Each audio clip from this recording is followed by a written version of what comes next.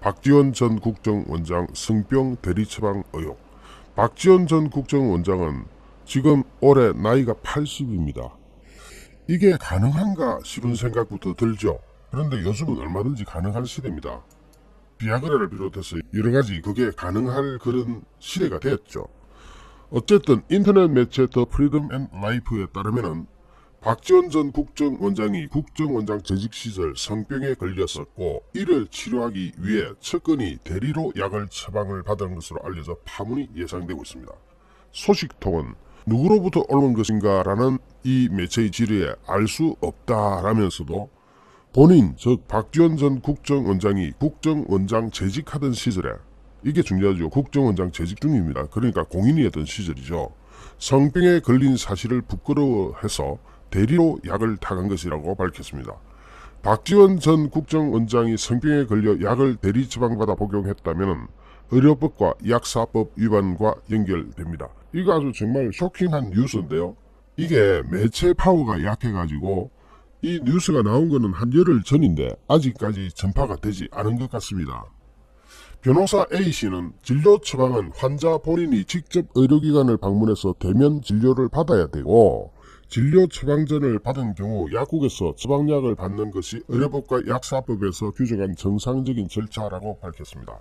이건 정말 쇼킹한 뉴스인데요. 만약에 본인이 직접 병원에 가서 약을 처방받아 갔다면은 그것은 적어도 의료법과 약사법 위반은 안 됩니다. 그런데 국정원장이 의료법과 약사법을 위반해가지고 성병 처방을 받고 약을 타갔다. 박지원 전 국정원장의 내로남불도 논란인데, 박지원 전 국정원장은 언론을 통해서 국정원 메인 서버에 보관된 수많은 유명인들의 X파일을 거론했습니다. 이는 명백한 국정원법 위반으로 국정원이 법적 조치를 취해야 될 중대한 사안입니다. 하지만 박지원 전 국정원장은 정작 본인과 본인 집안 구성원의 내력에 대한 책임을 느끼고 자중하지 않는 전형적인 내로남불이라는 지적입니다. 이 내용은 다들 아시죠? 박지원 전 원장의 가족 중에 공인으로 분류되어 마땅한 맏사위인 박인택 삼성전자 전 상무도 2019년 5월 미국에서 엑스터시 등 마약과 대마를 밀수해서 들여와가지고 같은 해 7월과 8월 두 차례에 걸쳐서 강남 역삼동의 한 모텔에서 당시 24세였던 여성과 함께 엑스터시 하나를 나눠서 쪼개먹고 대마초를 흡입한 혐의로 기소돼서 1심에서 징역 2년 6월에 집행유예 4년을 선고받기도 했습니다. 그러니까 박지원이 다른 사람의 X파일을 거론하는 것 자체가 완벽한 내로남불이죠. 그런데 이 기사가 과연 신뢰성이 있을까라고 보니까 이 매체는 박지원하고 아주 전면전을 벌이고 있었던 그런 매체였습니다. 제 뒤에 뭐가 나오고 있습니까? 소장이라고 나오죠. 소장의 원고가 누굽니까? 국가정보원장입니다. 이런 놀라운 사실이 어떻게 된 사실이냐 하니까 이 매체 기사에 의하면 문재인 정부가 지난해 2월 조직적으로 이 매체를 사찰을 한 정황이 확인이 됩니다. 문재인 정부의 국가수사본부, 국수본이라 그러죠. 국수본 안보수사국과 검찰공안검사실이 작년 2월, 그러니까 문재인 정부 시절의 경찰과 검찰이었습니다. 작년 2월 이 매체 편집인을 참고인으로 일반 영장 발부와 통신자료 조회 요청을 동시에 진행해버린 겁니다. 이거는 완벽한 민간인 사찰에 해당될 것 같은데요. 당시는 이 매체가 문재인 정부와 북한의 커넥션을 확인 보도한 두 꼭지의 특종 기사에 대한 정정보도 청구 소송이 진행되던 시기였습니다. 소송 제기자는 박지원 국정원장이었고 소장에는 취재원의 신원을 밝혀 소명하라는 내용이 줄을 이루게 됩니다. 이 매체는 이에 대한 답변서를 지난 6월달 법원에 제출했지만 7개월이 되도록 법원으로부터 아무런 연락도 받지 못했다고 합니다. 법조계에서는 정정보도 청구 소송과 같은 시급성을 요하는 재판은 답변서 제출 후 3개월 내에 판결을 하는 것으로 보고 있는데, 그렇게 된다면 7개월이 넘도록 법원에서 아무 연락이 없다는 것은 이 매체가 이미 성수한 상태인 거나 마찬가지라는 분석을 이 매체는 하고 있습니다. 이 매체의 기자에게 네이버 메일 계정에 대한 영장을 청구하고 통신사에 통신 자료를 요청한 주체는 국가수사본부, 즉 국수본 안보수사국 산하 충남경찰청 안보수사가 첨단안보수사계, 하여튼 국수본 산하 충남경찰서 안보수사과 첨단안보수사계는 국정원의 대공수사 기능을 이관받아서 수사하는 부서입니다. 국정원 대공수사 기능 없어지고 있는 거 아시죠? 경찰로 다 넘어갑니다. 국수본으로 넘어가고 있죠. 바로 여기서 이런 민간인 사찰을 한 것으로 이 매체는 보도하고 있습니다.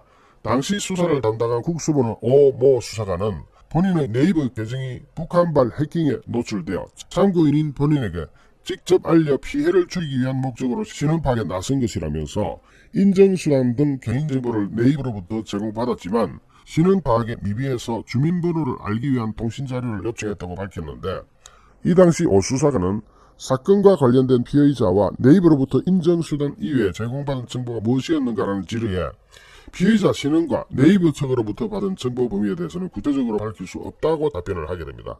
며칠 동안 이어진 이 매체의 거듭된 질문에 나중에 오 수사관은 북한발 해킹이어서 피해자를 특정하지 못해 결국 사건을 종결했다고 답변합니다. 최초에 알려줄 수 없다는 피해자가 사실상 존재할 수 없는 불분명한 사건이었습니다. 애초부터 그랬다는 이야기죠. 북한발 해킹이라는 실체가 불분명한 사건을 빌미로 영장을 법원으로부터 발부받아서 네이버 인증수단을 포함한 개인정보를 들여다본 겁니다. 이거 문재인 정부에서 온갖 일을 다 했네요. 비록 이 매체의 영향력이 작고 출범한 지 얼마 안 되는 매체라고 하더라도 저도 이 매체에 대해서는 자세히 모릅니다. 하지만 북한발 해킹 피해를 방지하기 위해서 통신 자료까지 요청했다는 오 수사관은 왜 본인에게 사후 연락을 하지 않았는가라는 질의에 일반 압수수색 영장은 통신 영장과 달리 사후 통보 의무가 없다고 밝혔는데, 이 매체가 국수본에 다시 전화를 걸어서 북한발 해킹 사건을 언제 착수해서 언제 종결했나라고 질의를 하니까 마침 그때 오 수사관이 자리를 비운 상태였다고 합니다. 그래서 또 다른 수사관이 전화를 받고 2020년 11월에 착수해서 다음인 2021년 2월에 종결했다고 답변을 하게 됩니다.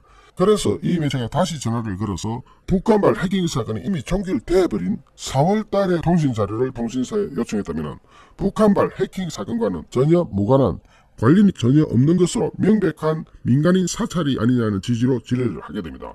그러자 오 수사관은 다른 수사관이 컴퓨터 화면을 잘못 보고 알려준 것이라면서 수사 종결 시점은 6월이라고 하루 만에 말을 바꿔버립니다. 오히려 이런 사람을 수사해야 될 것 같은데, 결국 국수본 안보수사국이 네이버를 통해서 개인정보를 받은 날은 2월이고 통신 자료를 받은 날은 4월 22일입니다. 이날은 이 매체가 북한이 요구한 이인영 통일부 장관 남북 간 정보 반출입 타단 나서라는 보도를 통해서 문재인의 직권남용 혐의를 보도한 바로 다음 날이었습니다. 그렇다면 이건 전부 다 꼬여버리죠. 국수본의 말이 왕창 꼬여버리는데, 지금 이 매체는 이와 같이 국정원과 박지원을 상대로 투쟁을 해오고 이런 자료까지 있는 것을 보면은 이 매체가 허당 매체는 아니다. 적어도 그렇게는 분석할 수 있을 것 같습니다. 그러면 이 매체의 신뢰성이 어느 정도 담보된다고 하면 이 기사는 진짜로 깜짝 놀랄 대한민국을 뒤흔들만한 기사인데 아무도 보도를 하지 않고 있습니다.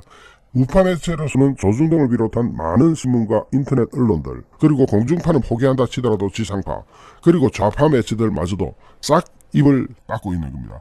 어떻게 국정원장이 법을 어겨가면서 자신이 성병이 걸린 사실을 감추기 위해서 성병에 대한 진단을 받고 약을 처방받아 오도록 했다는 것. 이것은 의료법과 약사법 위반과 직결되면 물론이고 국정원장으로서의 도덕성조차도 정말 심각한 상황이 아닐 수 없습니다. 박지원의 부인은 한국에 없는 것으로 알고 있는데, 그렇다면 그 상대가 누구로부터 옮겨온 것인가라는 이런 의문은 우리 국민이 전체가 다 제기할 수 있는 그런 의혹.